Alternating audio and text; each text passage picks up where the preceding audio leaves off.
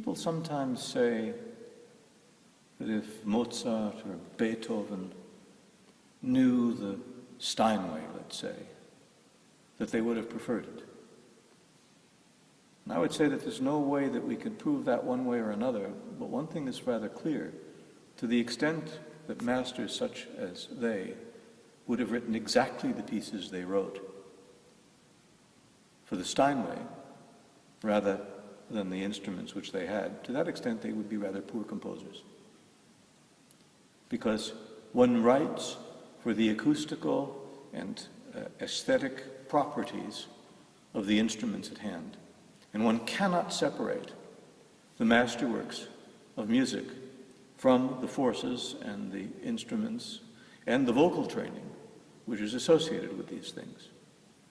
And this instrument, which is not merely a period piano, but the very piano that Mozart employed in composition and in his performances in the last decade of his life.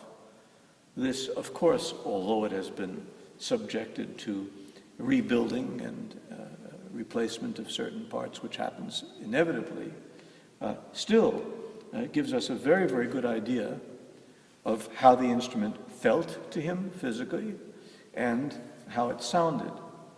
These Viennese instruments are a little bit different from those that were developed at more or less the same time in England. The English pianos had much slower hammer speeds than the Viennese ones. The velocity of these instruments is so quick that it makes them ideal rhetorically for speaking. So that's why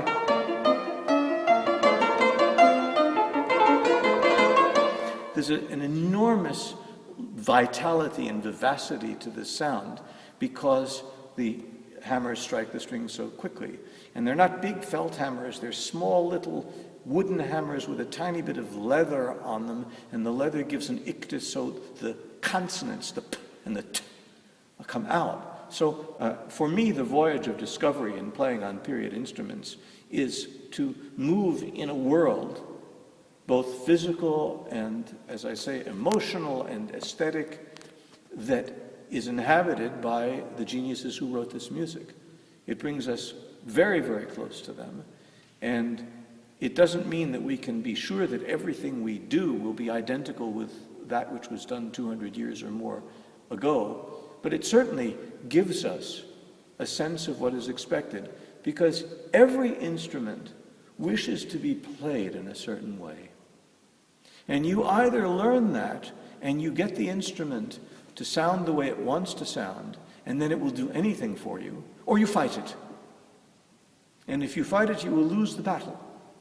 So sitting down at Mozart's piano, or sitting down at an organ which Bach played himself, you understand things about the weight of the keys going down, and the repetition, and the balance in sound, and all of these things bring you very, very close to the music and make you say, aha, so that's why it's written that way, which is not a kind of thing that you're going to guess if you're playing on the standard instruments that are being manufactured today.